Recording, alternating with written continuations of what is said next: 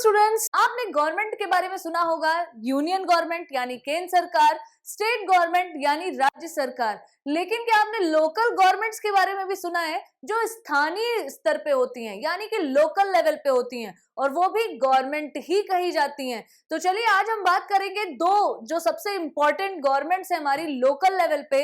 वो है आपकी एक पंचायत और दूसरी है म्यूनिसिपैलिटीज। तो आज जो डिस्कशन होगा वो हम पंचायत पे करेंगे। यानी पंचायत कहां से रिलेटेड है? आपके रूरल एरिया से, यानी कि ग्रामीण क्षेत्रों में जो जिस सरकार को कहें कि यूनियन गवर्नमेंट द्वारा अथॉरिटी दी जाती है वो कहलाती है पंचायतें। और यही अगर शहरी क्षेत्रों में हम देखें, यानी कि अगर हम बात कर ले अर्बन एरियाज की, तो यही लोकल गवर्नमेंट पे के तौर पे काम करती हैं म्यूनिसिपैलिटीज यानी कि नगर निगम।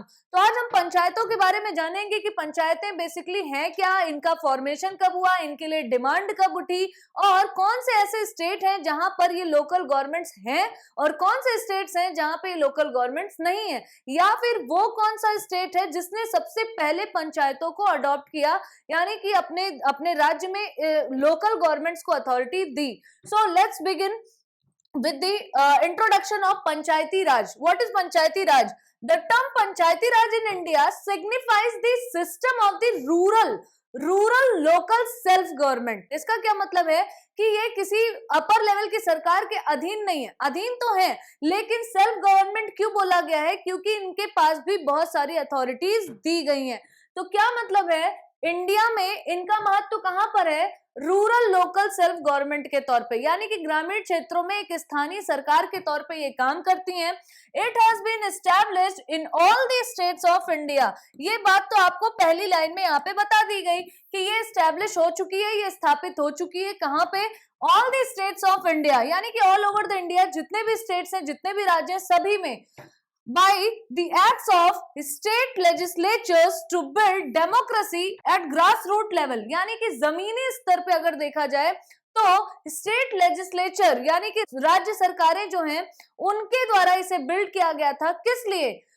To build democracy at grass root level. यानी कि अब अगर मान लीजिए यूनियन गवर्नमेंट है जिसकी कहें कि जो गवर्नेंस है वो थ्रू आउट द इंडिया या फिर कहें all over the India, state government जो है उसे पूरे राज्य के बारे में देखना है, यानी कि वहां की शासन व्यवस्था देखनी है।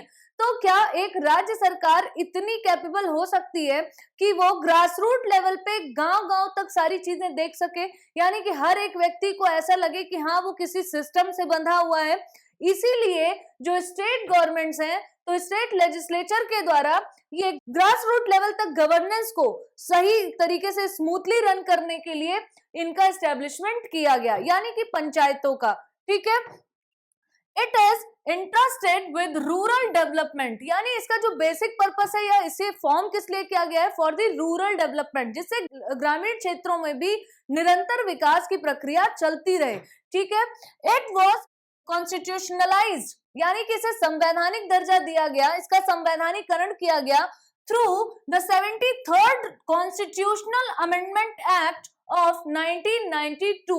अब यहां से पहले तो हम डिस्कस करेंगे बाद में, लेकिन उससे पहले आपको बता दें कि ये बहुत ही इंपॉर्टेंट है आपके लिए, क्योंकि यहाँ से क्वेश्चन आता है कि पंचायती राज सिस्टम को किस अमेंडमेंट के द्वारा जोड़ा गया था। तो याद रखिएगा 73rd amendment. And what was the year? Year was 1992। अब ये पंचायती राज सिस्टम क्या अचानक से 1992 में आ गया था? नहीं, there were several committees behind it, यानी कि अगर हम बात करें बहुत सारी कमिटीज का फॉर्मेशन हुआ था, समितियों का गठन हुआ था, हर समिति की रिपोर्ट आई, उसको रिव्यू किया गया, उसकी समीक्षा की गई, फिर जो इंपॉर्टेंट पॉइंट्स थे उन सब का एक क्रक्स बना के तब 1992 में पंचायती राज सिस्टम लागू किया गया। सबसे पहले हमें दो चीजें याद रखनी है, अमेंडमेंट 73rd और ईयर 1992। अब वही सेम चीज आपकी हिंदी में भी लिखी है, मैंने ऑलरेडी आपको हिंदी में डिस्कस करके बताया है। मैंने कहा ना कि एक समिति से नहीं बनने से काम हुआ, कई समितियां लगी। तो इसीलिए हम बात करेंगे इवोल्यूशन ऑफ पंचायती राज, यानी पंचायती राज का विकास किस तरीके से हुआ, यानी कि किस तरीके से यहाँ पर ये जो आज हम पूरा सिस्टम देखते हैं, आपने देखा होगा ग्राम प्रधान के चुनाव होते हैं, इलेक्शन होते हैं, तो हमारे कहीं कि जहां पे भी लोग रहते हैं, लोग जाते हैं, जरूर वोट डालते हैं। तो ये जो पूरा सिस्टम क्रिएट हुआ ग्रास रूट लेवल तक या कहीं विलेज लेवल तक, ये कैसे हुआ? Let's see. Balwant Rai Mehta committee, यहां से क्वेश्चन आता है क्योंकि यही थी पहली कमेटी जिसकी रिकमेंडेशन पे ये बात उठी। तो चलिए देखते हैं। इन जनवरी 1957 यानी 1957 में ही ये बात सामने आ गई थी। The government of India appointed a committee to examine the working of the community development programme and national extension services to suggest measures of their better working. सबसे पहले क्या हुआ कि इंडियन गवर्नमेंट ने क्या किया, ये जो समिति थी जो किस लिए अपॉइंट की गई थी, द कम्युनिटी डेवलपमेंट प्रोग्राम यानी कि सामुदायिक विकास कार्यक्रम जो था, and the national extension services और राष्ट्रीय विस्तार सेवाएं जो थी, इनको सजेस्ट करने के लिए बोला गया कि and to suggest measures for their better working, कि एक कमेटी गठन की गई कि बताइए ये लोग क्या काम कर रहे हैं या फिर इनकी वर्किंग को और अच्छा कैसे किया जा सकता है। तो ये कमेटी गठित की गई थी बलवंत राय मेहता की अगुवाई में, इसीलिए इस कमेटी का नाम क्या रखा गया, Balwant Rai Mehta committee. Very important question. अब देखेंगे the chairman of this committee was Balwant Rai ji Mehta. Balwant Rai ji Mehta ही जी थे। The committee submitted its report in November 1957। तो कमेटी ने अपनी रिपोर्ट कब प्रस्तुत की, 1957 में, and recommended the establishment of the scheme of democratic decentralization which ultimately came to be known as पंचायती राज। और इन्होंने जब नवंबर 1957 में जब अपनी रिपोर्ट प्रस्तुत की तो इन्होंने कहा, एक रिकमेंडेशन दी, एक सिफारिश दी कि इस्टेब्लिश होना चाहिए डेमोक्रेटिक डिसेंट्रलाइजेशन, यानी कि सारी पावर एक जगह पे नहीं बल्कि उसका विकेंद्रीकरण होना चाहिए, वो भी डेमोक्रेटिक तरीके से यानी कि लोकतांत्रिक तरीके से, जो कि आगे चल के हम किस नाम से जानते हैं, पंचायती राज। यानी कि शुरुआत यहीं से हुई, पहली बार ये बात उठी। वही सेम चीज आपकी हिंदी में लिखी है कि जनवरी 1957 में भारत सरकार ने सामुदायिक विकास कार्यक्रम और राष्ट्रीय विस्तार सेवा के कामकाज की जांच करने और उनके बेहतर कामकाज के उपायों का सुझाव देने के लिए एक समिति नियुक्त की थी। मैंने ऑलरेडी आपको बताया जिसके अध्यक्ष बलवंत राय जी मेहता थे, और नवंबर में रिपोर्ट आती है और उन्होंने कहा कि लोकतांत्रिक तरीके से विकेंद्रीकरण होना चाहिए, और यही आगे चल के बना पंचायती राज।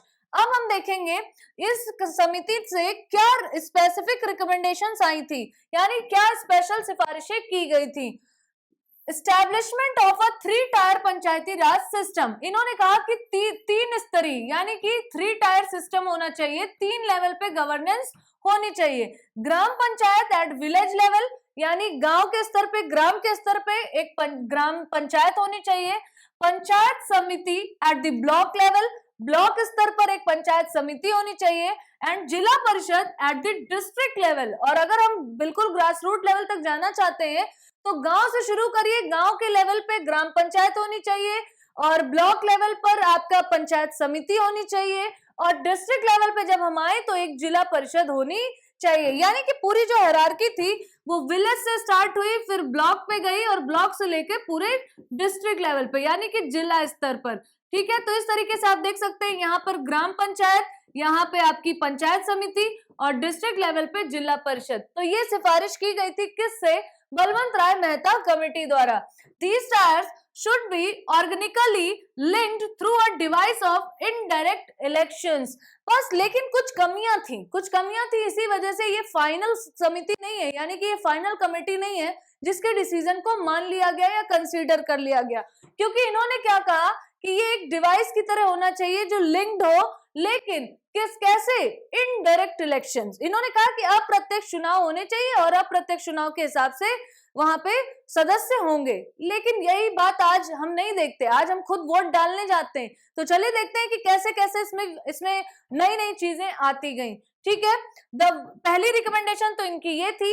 दूसरी रिकमेंडेशन थी the village panchayat should be constituted with directly elected representatives. और जो विलेज पंचायत है, दूसरी इन्होंने क्या कहा कि जो विलेज की पंचायत है यानी जो सबसे जो निम्न स्तर पे है वो कैसे कॉन्स्टिट्यूट होना चाहिए, विद डायरेक्टली इलेक्टेड रिप्रेजेंटेटिव्स, यानी कि डायरेक्ट इलेक्ट करके आए हुए प्रतिनिधियों द्वारा होने चाहिए।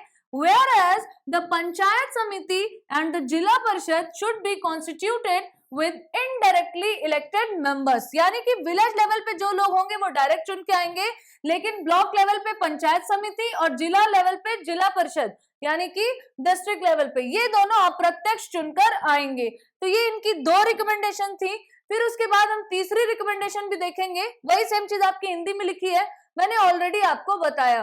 तीसरी रिकमेंडेशन थी all planning and development activities should be interested to these bodies. ये सबसे अच्छी रिकमेंडेशन थी कि इन्होंने कहा कि जितनी भी डेवलपमेंट से रिलेटेड और प्लानिंग से रिलेटेड यानी विकास से संबंधित और योजना से संबंधित जितनी भी एक्टिविटीज है यानी कार्यविधियां हैं वो सब किसको दे देनी चाहिए, टू दीज बॉडीज, यानी कि इनके पास अथॉरिटी दी जानी चाहिए। फिर इसके बाद चौथी रिकमेंडेशन थी कि द पंचायत समिति should be the executive body while the जिला परिषद should be the advisory, coordinating and supervisory body। अब आप ही बताइए, तो विलेज लेवल वाला सबसे छोटा था, पंचायत समिति उसके बाद था और जिला परिषद सबसे अपर थी। तो इन्होंने कहा कि एग्जीक्यूटिव बॉडी यानी कि डिसीजंस लेने वाला कौन होगा, कार्यकारी के तौर पे कौन सी काम करेगी, पंचायत वाली, ठीक है, यानी बीच में जो थी आपकी मध्य स्तर पे, ठीक है, लेकिन सुपरवाइजरी और कोऑर्डिनेटिंग और एडवाइजरी के तौर पे यानी अगर परामर्श देना,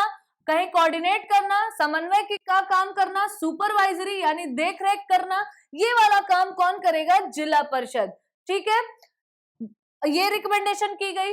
फिर उसके बाद पांचवी रिकमेंडेशन क्या थी यानी सिफारिश, the district collector should be the chairman of the जिला परिषद, यानी जिला परिषद का जो चीफ होगा वो डिस्ट्रिक्ट कलेक्टर होगा, यानी कि जिले का जो अधिकारी होगा, जो कलेक्टर अधिकारी होगा वही जिला परिषद का चीफ होगा यानी कि मुख्य होगा, ठीक है। बाकी पे आप लोगों ने देखा कि इलेक्शंस कंडक्ट होंगे, ठीक है। अब जिला पे जिला कलेक्टर भी तो एक बड़ा अधिकारी है और अगर हम अलग से एक अलग दूसरा अधिकारी बना देंगे तो कॉन्ट्रडिक्शन रहेगा ना, इसीलिए जो जिला कलेक्टर है वही जिला अधिकारी होगा जिला परिषद का, ठीक है। अब यहाँ पे देखेंगे यानी कि प्रमुख होगा, there should be a genuine transfer of power and responsibility to these democratic bodies। ऐसा ना हो कि सेरेमोनियल तरीके से इनको सिर्फ पावर्स दी जाए, नहीं, बिल्कुल जेन्युइन तरीके से पावर दीजिए, यानी कि एक्चुअल में ये कुछ डिसीजंस ले सके डेवलपमेंट के लिए और कहीं की प्लानिंग के लिए, कहां पे, किस लेवल तक, ग्रास रूट लेवल तक, and responsibility to these democratic bodies, यानी कि इन्हें लोकतांत्रिक तौर पे काम करने की भी छूट दी जाए। सातवीं रिकमेंडेशन क्या थी इनकी, adequate resources should be transferred to these bodies to enable them to discharge their functions and fulfill their responsibilities। अच्छा आप बताइए, गवर्नमेंट अगर किसी के लिए विकास करना चाहती है यानी डेवलपमेंट करना चाहती है तो उसके पास कुछ सोर्सेज भी तो होने चाहिए, यानी कि उसके पास इनकम का कुछ सोर्स भी तो होना चाहिए, तभी तो वो राज्य में प्लानिंग करेगी, फिर प्लानिंग के तहत उसको एग्जीक्यूट करेगी, तभी तो डेवलपमेंट होगा। तो इसीलिए बोला गया कि adequate resources should be transfer, और बहुत सारे ऐसे जो स्रोत हैं वो भी इनको ट्रांसफर करने चाहिए, दिए जाने चाहिए, जिससे कि इनके ऊपर जो रिस्पॉन्सिबिलिटीज दी जा रही हैं उसको वो डिस्चार्ज कर सके यानी कि एग्जीक्यूट कर सके, ठीक है। A system should be involved to effect further devolution of authority in future। A system should be evolved, और साथ ही साथ एक पूरा सिस्टम भी होना चाहिए to effect further devolution of authority in future, यानी कि भविष्य में अगर इस प्राधिकरण को और भी ज्यादा इसको प्रभावित करना है या फिर कहीं कि इनको और भी ज्यादा पावर देनी है तो इसके लिए एक प्रणाली होनी चाहिए, एक सिस्टम होना चाहिए, पूरी तरह से एक प्रोसेस होना चाहिए, ठीक है। यानी कि यहाँ पे बात हो रही है कि सिर्फ नाम का नहीं बनाना है, नाम का नहीं बनाना है कि आप अब से ये देखेंगे ये किस तरीके से उन रिस्पॉन्सिबिलिटीज को परफॉर्म करेंगे, उसके लिए भी इनके पास कई सारे सोर्सेज होने चाहिए, बहुत सारी पावर दी जाने चाहिए, ठीक है। अब इसके बाद क्या होता है, ये जो सारी रिकमेंडेशंस थी ये तो फाइनल हो गई, लेकिन अब देखते हैं इस रिकमेंडेशन को क्या माना गया या नहीं। These recommendations of the committee were accepted by the National Development Council in January 1958, यानी 1998 में जो राष्ट्रीय विकास परिषद है यानी नेशनल डेवलपमेंट काउंसिल, उसने तो एक्सेप्ट कर लिया। The council did not insist on a single rigid pattern and left it to the states to evolve their own patterns suitable to local conditions। तो इस परिषद ने क्या कहा, यानी कि नेशनल डेवलपमेंट काउंसिल जो थी एनडीसी, उन्होंने किसी के लिए रिजिड पैटर्न नहीं रखा। रिजिड पैटर्न यानी कि सबके लिए इक्वल, या कहें कि सारे राज्य अपने अपने राज्य में इस तरीके की व्यवस्था लाने के लिए सेम पैटर्न फॉलो करें, ऐसी कोई रिस्ट्रिक्शन नहीं लगाई गई। यानी कि काफी फ्लेक्सिबिलिटी दी गई और स्टेट्स को दिया गया कि वो अपनी डिस्क्रिएशन से या फिर अपने विवेकानुसार या जैसा उचित समझे अपने राज्य के लिए वैसी प्रणाली अपनाए। लेकिन ऑब्जेक्टिव क्या होना चाहिए? ऑब्जेक्टिव होना चाहिए कि ग्रास रूट लेवल तक डेवलपमेंट हो सके और उनको भी अथॉरिटीज दी जा सके डेमोक्रेटिक तरीके से, लोकतांत्रिक तरीके से। लेकिन एनडीसी ने कोई रिस्ट्रिक्शन नहीं लगाई थी कि सारे लोग यही पैटर्न फॉलो करें। फिर उसके बाद, but the basic principles and broad fundamentals should be identical throughout the country. वही सेम चीज है जो मैंने आपको ऑलरेडी बताई, लेकिन जो बेसिक प्रिंसिपल है यानी कि जो मूल सिद्धांत है वो सेम होना चाहिए, और जो फंडामेंटल, ब्रॉड फंडामेंटल यानी जिस लिए इसका एस्टेब्लिशमेंट किया जा रहा है वो फुलफिल होना चाहिए। ऐसा ना हो कि आपका ऑब्जेक्टिव ही चेंज हो जाए ज्यादा फ्लेक्सिबिलिटी देने की वजह से। ठीक है, फिर अब क्या होता है इसके बाद, अब जब सारी चीजें एक्सेप्ट कर ली गई तो राजस्थान था पहला राज्य। राजस्थान क्या था? पहला राज्य जिसने अपने अपने राज्य में इस्टेब्लिश किया क्या? पंचायती राज। तो देखते हैं यहाँ से क्वेश्चंस आते हैं आपके लिए। बहुत बार आप प्रीवियस पेपर देखेंगे तो क्वेश्चन आता है अक्सर कि कौन सा वो पहला राज्य है जिसने पंचायती राज सिस्टम को अडॉप्ट किया। So Rajasthan is the right answer. ठीक है, Rajasthan was the first state to establish Panchayati Raj. The scheme was inaugurated by Prime Minister on October 2, 1959 in Nagaur district। उस समय हमारे देश के प्रधानमंत्री कौन थे? जवाहरलाल नेहरू। तो 2 अक्टूबर 1959 में ये लागू हुआ। कहां पे? राजस्थान में। राजस्थान का जिला भी पूछता है कि कौन से जिले में, क्योंकि ये राज्य स्तर पे थोड़ी ना लागू होना था, ये तो डिस्ट्रिक्ट, फिर उसके बाद ब्लॉक लेवल पे, ब्लॉक लेवल से विलेज लेवल पे, यानी कि डिस्ट्रिक्ट हमें पता होनी चाहिए कि पहली डिस्ट्रिक्ट कौन सी थी। तो राजस्थान की Nagaur district was the first district which adopted the Panchayati Raj system in India first. ठीक है, Rajasthan was followed by Andhra Pradesh which also adopted the system in 1959। यानी उसी सेम ईयर में राजस्थान के बाद दूसरा राज्य कौन बना जिसने इसको अडॉप्ट किया? आंध्र प्रदेश। ठीक है, thereafter most of the states adopted the system, और इसी के बाद ये सिलसिला शुरू हो गया और बहुत ज्यादातर या फिर कहीं अधिकतर राज्यों ने इसको अपना लिया। दो most of the states created Panchayati Raj institutions by mid 1960s। There were differences from one state to another with regard to the number of tiers, यानी tiers, relative position of Samiti and Parishad, their tenure, their composition, functions, finances and so on। यानी कि जो NDC ने छूट दी थी उसका काफी अच्छे से अवेल किया गया उस छूट का। कैसे? क्योंकि भले ही सभी ने, ऑलमोस्ट सभी ने 1960 तक आते आते सभी ने अपने राज्यों में क्या कर लिया था? ये सिस्टम को अडॉप्ट कर लिया था, लेकिन बहुत ज्यादा डिफरेंस था किस चीज में? एक स्टेट से दूसरे स्टेट में किस किस चीज को लेकर? नंबर ऑफ टायर्स, जैसे कि बलवंत राय मेहता समिति ने क्या बताया कि 3 टायर होना चाहिए, लेकिन कई राज्यों में 4 तो कहीं पे 2, यानी इसमें भी डिफरेंस था। रिलेटिव पोजीशंस ऑफ द समिति, यानी समिति में जो पोजीशन थी उसमें भी बहुत सारे डिफरेंसेस थे। परिषद में डिफरेंसेस थे, उनके टेन्योर में थे, यानी उनके कार्यकाल में डिफरेंस था। कॉम्पोजिशन, यानी कि उनका किस तरीके से पूरा उनका गठन किया गया उसमें भी डिफरेंस था। उनके फंक्शंस में था, यानी उनके कार्यों में, उनके फाइनेंसेस में एंड सो ऑन। यानी कि there were number of differences can be seen in Panchayati Raj system in various states of India. Okay, अब वही सेम चीज आपकी हिंदी में लिखी है, मैंने ऑलरेडी आपको बताया। जैसे एग्जांपल अगर हम देखें कि कहां पे हमें डिफरेंसेस देखने को मिले, तो Rajasthan adopted the 3 tier system, यानी राजस्थान में जहां 3 टायर सिस्टम था, while Tamil Nadu adopted the 2 tier system. वही तमिलनाडु ने 2 ही टायर सिस्टम बनाया था। West Bengal on the other hand adopted the 4 tier system. West Bengal ने 4 टायर का सिस्टम बनाया। ठीक है, further in the Rajasthan Andhra Pradesh pattern, Panchayat Samiti was powerful as the block was the unit of planning and development, while in Maharashtra Gujarat pattern, Jilla Parishad was the powerful as the district was the unit of planning and development। यानी अगर हम राजस्थान और आंध्र प्रदेश का pattern देखें तो समिति जो थी वो पावरफुल थी कहां पर? ब्लॉक पर। ठीक है, as the block was the unit of planning and development, ठीक है, यानी कि प्लानिंग और डेवलपमेंट कहाँ पे होती थी आपकी, ब्लॉक लेवल पे होती थी, यानी जो मिड वाला पार्ट था।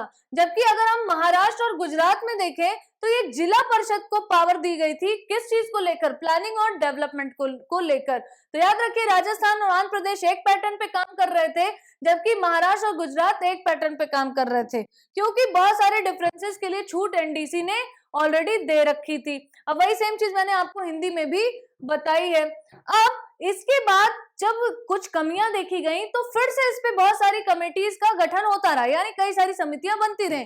जैसे कि अगर मैं कुछ फेमस समितियों की बात करूं तो आपकी अशोक मेहता कमेटी आई, फिर उसके बाद जीवीके राव कमेटी आई, फिर आपकी एलएम सिंघवी कमेटी आई, फिर आपकी जो है थुंगन समिति आई। तो इन सब समितियों का भी बीच में अपने अपने रिकमेंडेशंस आए, यानी कि अपनी अपनी सिफारिशें इन लोगों ने दी। लेकिन जो इसके बाद यानी बलवंत राय मेहता के बाद जिस समिति की बात सबसे ज्यादा कंसीडर की गई या एक्सेप्ट की गई वो थी गडगिल कमेटी, यानी कि गडगिल समिति। तो इनके पॉइंट्स भी हमें जानना जरूरी है कि इन्होंने कौन से रिकमेंडेशंस दी थी या फिर सिफारिशें। So let's see what were the recommendations given by Gadkil Committee. Number 1, the Committee on Policy and Programs was constituted in 1988 by the Congress Party under the chairmanship of V.N. Gadkil. आपको पता है जब भी किसी committee का गठन होता है तो जो उसका अध्यक्ष होता है उस कमेटी का नाम अक्सर उसी व्यक्ति के नाम पर, यानी कि जो भी कमेटी का अध्यक्ष बनाया जाता है, चेयरमैन, उसी के नाम पर रख दिया जाता है। तो कांग्रेस पार्टी ने 1988 में कॉन्स्टिट्यूट किया था इस कमेटी को, किसके चेयरमैनशिप में, वीएन गडकिल की, ठीक है। This committee was asked to consider the question of how best Panchayati Raj institutions could be made effective. इन्होंने कहा कि आपको कुछ ऐसे क्वेश्चंस बाहर लेके आने हैं, कुछ ऐसी चीजें सामने लेकर आनी है जिससे कि जो बेस्ट पंचायती राज सिस्टम है कुड बी मेड इफेक्टिव, उसे और भी ज्यादा, how best Panchayati Raj institutions could be made effective, यानी हमारे देश में जो सबसे अच्छा पंचायती राज सिस्टम है उसे और कैसे प्रभावी बनाया जा सकता है। इसके लिए समिति को बोला गया कि आपको ये काम करना है। सो इन दिस कॉन्टेक्स्ट, यानी इसी रेफरेंस में, the committee made the following recommendations, committee ने कुछ सिफारिशें की कि हाँ, अगर आप चाहते हैं कि ये बिल्कुल और भी अच्छी तरीके से काम करे, जैसे कि क्या बोला, इस समिति को इस प्रश्न पर विचार करने के लिए कहा गया था कि कैसे सर्वोत्तम पंचायती राज संस्थानों को प्रभावी बनाया जा सके, जिससे कि जो अदर स्टेट्स हैं जो शायद उतना अच्छा सिस्टम फॉलो नहीं कर रहे हैं वो इसी सिस्टम को फॉलो करना स्टार्ट कर दें, यानी कि उसी राज्य के सिस्टम को फॉलो करना स्टार्ट कर दें। तो चलिए देखते हैं कि गडकल समिति ने कौन सी नई रिकमेंडेशंस दी। इन्होंने क्या बताया, इन्होंने कहा A constitutional status should be bestowed on the Panchayati Raj institution. सबसे पहले तो एक कॉन्स्टिट्यूशनल स्टेटस होना चाहिए, यानी कि संवैधानिक दर्जा दीजिए, क्योंकि संविधान में तो था नहीं। पहली बार रिकमेंडेशन ही कब हुई, यानी जो रिपोर्ट आई वो कब आई, आपकी 1957 में समिति गठन हुई और आपके 1959 में जाके राजस्थान बना पहला राज्य। तो कॉन्स्टिट्यूशन में तो नहीं था, इसीलिए पहले सबसे इन्होंने कहा कि पहली बात तो संवैधानिक दर्जा दीजिए, यानी संविधान में लाइए। इसीलिए आपने देखा था कि 73rd अमेंडमेंट हुआ 1992 में, जबकि राजस्थान ने इसे अडॉप्ट कब कर लिया, 1959 में, यानी काफी समय बाद ये चीज आई, ठीक है, क्योंकि 1988 में तो गडकल समिति ही बनी है जिसकी रिकमेंडेशन हम पढ़ रहे हैं। अब देखेंगे a 3-tier system of Panchayati Raj with panchayat at the village, block and district level। इन्होंने कहा 3-tier सिस्टम ही होना चाहिए, यानी कि जो पहले बलवंत राय मेहता समिति ने कहा था, जिसमें विलेज लेवल पे, सबसे लो लेवल पे, मिडिल स्तर पे, यानी कि मध्य स्तर पे अगर देखें मिडिल लेवल पे ब्लॉक होना चाहिए और तीसरे नंबर पे आपकी डिस्ट्रिक्ट लेवल होना चाहिए। ये तो बलवंत राय मेहता से ही मैच कर रहा है। फिर थर्ड क्या था, the term of the Panchayati Raj institution should be fixed at 5 years। इसके पहले वाली में, यानी बलवंत राय मेहता में, इनके बारे में, यानी कि इनके कार्यकाल के बारे में, यानी टेन्योर के बारे में कुछ नहीं कहा गया था, बट इन्होंने कहा कि इनका जो कार्यकाल है उसे फिक्स करिए 5 साल के लिए, ठीक है। अब वही सेम चीज मैंने आपको हिंदी में बताई कि संवैधानिक दर्जा होना चाहिए, त्रिस्तरीय प्रणाली होनी चाहिए और इनका कार्यकाल 5 वर्ष के लिए फिक्स होना चाहिए। अब देखते हैं चौथी रिकमेंडेशन क्या की गडकल समिति ने, the members of the panchayats at all the three levels should be directly elected. अगर आपको याद हो तो बलवंत राय मेहता में क्या कहा गया था, ये बोला गया था कि विलेज लेवल वाले तो डायरेक्ट आने चाहिए, यानी कि डायरेक्ट जनता द्वारा चुन के आने चाहिए, लेकिन उन्होंने ब्लॉक लेवल और डिस्ट्रिक्ट लेवल पे क्या बोला, इनका इलेक्शन इनडायरेक्टली होगा, यानी कि अप्रत्यक्ष चुनाव होना चाहिए। जबकि गडकिल समिति क्या कह रही है, डायरेक्टली इलेक्टेड होने चाहिए, यानी सबका इलेक्शन होना चाहिए।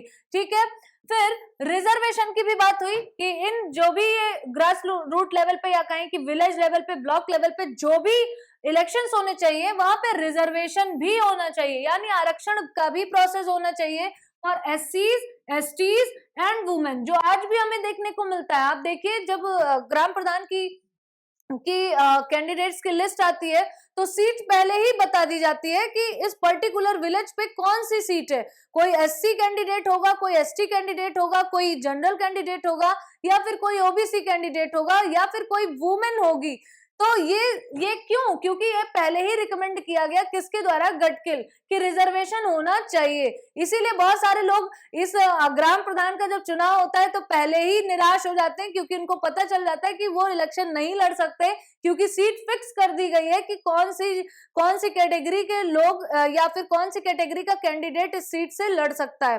ठीक है, यानी कि प्रत्याशी के तौर पे खड़ा हो सकता है। अब देखेंगे, the Panchayati Raj bodies should have the responsibility of preparation and implementation of plans for socio-economic development, यानी कि पंचायती राज बॉडीज जितनी भी हैं उनके पास भी रिस्पॉन्सिबिलिटी होनी चाहिए, उनके पास भी दायित्व होना चाहिए, किस चीज का, of preparation and implementation of plans for socio economic, यानी कि सामाजिक और आर्थिक विकास के लिए उनके पास भी पूरा एक प्रॉपर प्लानिंग हो और उसको लागू करने की भी रिस्पॉन्सिबिलिटी होनी चाहिए। यही कारण है कि आप देखते हैं कि जो हमारे जो गांव में वीडियोस वगैरह होते हैं, डिस्ट्रिक्ट लेवल से लेकर फिर वीडियो, फिर प्रधान, ये पूरा एक सिस्टम चलता है, उनको कुछ काम असाइन किए जाते हैं, तो जो विलेज लेवल पे प्रधान होते हैं वो काम कराते हैं। तो ये कौन सी रिकमेंडेशन थी, 6 नंबर की जो रिकमेंडेशन थी, जिसने कहा कि इनके पास प्लानिंग की प्रिपरेशन और इम्प्लीमेंटेशन की भी रिस्पॉन्सिबिलिटी होनी चाहिए। ठीक है, फॉर दिस पर्पस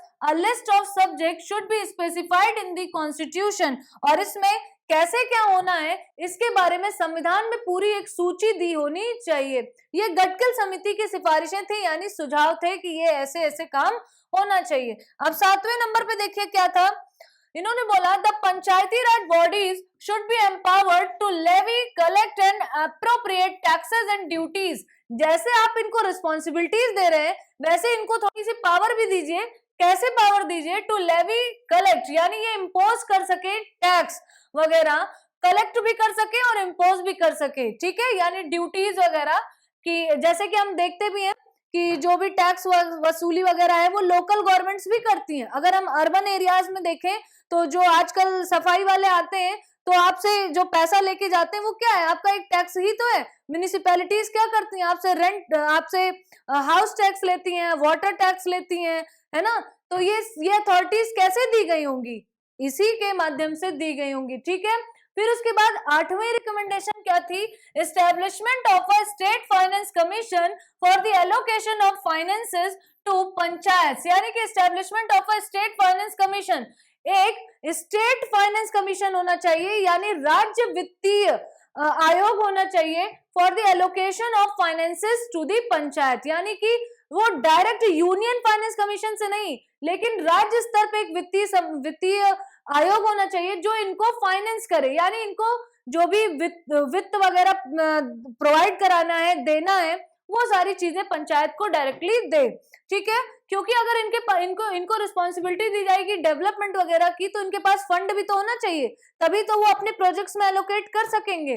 ठीक है, अब देखेंगे establishment of a state election commission for the conduction of election to the panchayat, जैसे फाइनेंस के लिए स्टेट फाइनेंस कमीशन की रिकमेंडेशन की गई, वैसे ही बोला गया कि इनके इलेक्शन के लिए भी स्टेट इलेक्शन कमीशन होना चाहिए, यानी राज्य चुनाव निर्वाचन आयोग होना चाहिए जो कि इनका इलेक्शन कंडक्ट करवाए पंचायत का। ठीक है, the above recommendations of the Gadkal committee became the basis for the drafting an amendment bill aimed at conferring the constitutional status and protection to the Panchayati Raj institutions, और यही बना आधार, यानी गडकल समिति की जो सिफारिश थी, इसी के आधार पर एक बिल बना, अमेंडमेंट बिल बना। यही गडकल समिति बनी आधार किस चीज का, became the basis for drafting. यहाँ पे पहली बार प्रारूप तैयार किया गया अमेंडमेंट बिल के तौर पे, जो कि किस लिए था, संवैधानिक दर्जा दिलाने के लिए था, यानी कॉन्स्टिट्यूशनल स्टेटस पंचायत को, and protection to the Panchayati Raj institutions. और पंचायती राज के अंतर्गत जितने भी इंस्टीट्यूशंस हैं, जैसे मैंने अभी आपको बताया, जिला परिषद, पंचायत समिति और ग्राम पंचायत, ठीक है। फिर तो इसका मतलब है कि गडकल समिति जो थी वो आखिरी थी जिसकी सिफारिशों को काफी कंसीडर किया गया। लेकिन जब कॉन्स्टिट्यूशनलाइजेशन हुआ, यानी कि जब संवैधानिकरण इसका हुआ, तो फिर से बहुत सारी सरकारों के बीच में मतभेद था, क्योंकि उस समय एक ऐसा दौर भी चल रहा था 88 से लेकर 92 तक, अगर हम देखें तो हमारे देश में कई सरकारें भी बदली। तो इस वजह से इस बिल में भी काफी रुकावटें आई, काफी हर्डल्स आए। तो सबसे पहले हम देखेंगे कि जो कॉन्स्टिट्यूशनलाइजेशन की बात किसने कही थी, राजीव गांधी गवर्नमेंट ने, ठीक है। बाद में इसका भी विरोध हुआ, चलिए हम देखेंगे कैसे। The Rajiv Gandhi government introduce the 64th constitutional amendment, 64वां अमेंडमेंट की बात इन्होंने कही कि bill in the Lok Sabha in July 1989 to constitutionalise, यानी संवैधानिकरण करने के लिए एक बिल लेकर आए, जो कि अमेंडमेंट कौन सा था, 64th, Panchayati Raj institutions and make them more powerful and broad based, जिससे उनको और भी ज्यादा पावरफुल बनाया जा सके, और भी ज्यादा उनको स्ट्रेंथ दी जा सके। Although the Lok Sabha passed the bill in August 1989, जबकि क्या हुआ, यद्यपि अगस्त 1989 में तो बिल पास हो गया, कहां पर, लोकसभा में। लोकसभा में इसलिए हो गया होगा इजीली, क्योंकि उनकी गवर्नमेंट थी, तो इजीली सारे बिल जो है वो पास हो जाते हैं, तो लोकसभा से पास हो गया। It was not approved by Rajya Sabha, लेकिन राज्यसभा में अप्रूव नहीं हो पाया। The bill was vehemently opposed, यानी कि काफी बुरी तरीके से इसको अपोज किया गया by the opposition on the ground that in sought to strengthen centralization in the federal system। उनका क्या कहना था, यानी जो ऑपोजिशन था, जो विपक्ष था, उन्होंने कहा ये प्रॉपर जो संवैधानिकरण किया जा रहा है, ये केंद्र सरकार की पावर को बढ़ाने के लिए किया जा रहा है, एक तरीके से सेंट्रलाइजेशन के लिए किया जा रहा है, जिससे कि इस चीज के ये यानी कि ग्राम स्तर की भी जो पावर है वो डायरेक्ट केंद्र के हाथ में चली जाए, इसलिए ऐसा किया जा रहा है, यानी कि इसको कॉन्स्टिट्यूशन में नहीं डालना चाहिए, उनका ये कहना था, यानी कि संवैधानिकरण नहीं करना चाहिए। फिर बाद में वीपी सिंह गवर्नमेंट में क्या होता है, वीपी सिंह की गवर्नमेंट जब आती है, the national front government soon after assuming office in November 1989 under the prime ministership of VP Singh announced that it would take steps to strengthen the Panchayati Raj institutions. पहले तो अपोज किया, लेकिन बाद में वीपी सिंह की गवर्नमेंट में भी बात हुई कि हाँ, क्योंकि पास तो नहीं हो पाया बिल राज्यसभा में नहीं पास हो पाया, यानी कि बिल लटक गया। लेकिन फिर जब वीपी सिंह की गवर्नमेंट आती है, इन्होंने भी कहा कि हाँ हम इनको स्ट्रेंथन करेंगे, यानी कि इनकी पावर को और बढ़ाएंगे।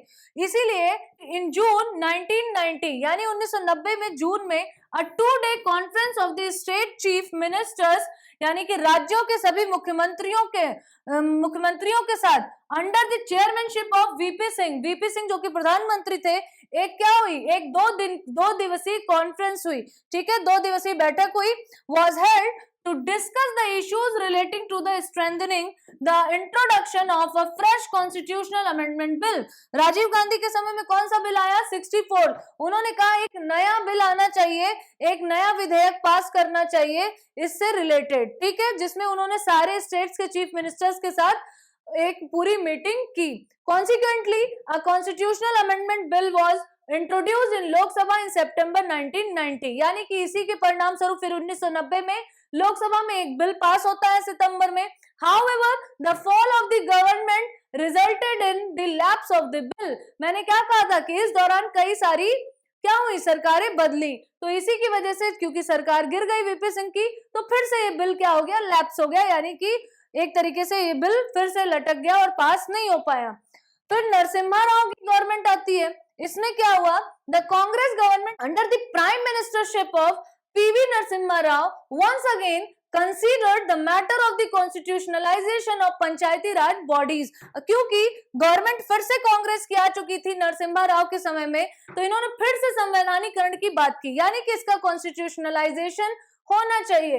And it drastically modified the proposals in this regard to delete the controversial aspects and introduced a constitutional amendment bill in the Lok Sabha in September 1991, and this bill finally emerged as 73rd Constitutional Amendment Act 1992 and came into force on 24th April 1993। क्योंकि अब की bill नहीं रुका और काफी drastically modify हुआ, यानी बहुत सारे चेंजेस इसमें किए गए और जितने भी कंट्रोवर्शियल एस्पेक्ट्स थे उन सबको इसमें से डिलीट किया गया और कॉन्स्टिट्यूशनल अमेंडमेंट बिल आया फिर से सितंबर 1991 में और ये पास हो गया और 73rd अमेंडमेंट के तौर पे हमारे कॉन्स्टिट्यूशन में जुड़ गया 1992 को।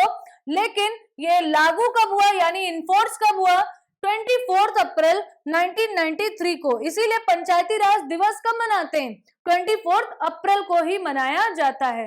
ठीक है, तो आपने देखा कि कितना लेंदी सिस्टम था या कितनी लेंदी प्रोसेस थी पंचायती राज सिस्टम को हमारे देश में लागू करना, लेकिन फाइनली 24 अप्रैल 1993 को ये लागू हो गया। अब हम जानेंगे अपने नेक्स्ट लेक्चर में, यानी कि लेक्चर नंबर 2 में म्यूनिसिपैलिटीज के बारे में, यानी नगर निगम के बारे में, which is seen in are urban areas, यानी हमारे शहरी क्षेत्रों में हमें देखने को मिलती हैं म्यूनिसिपैलिटीज।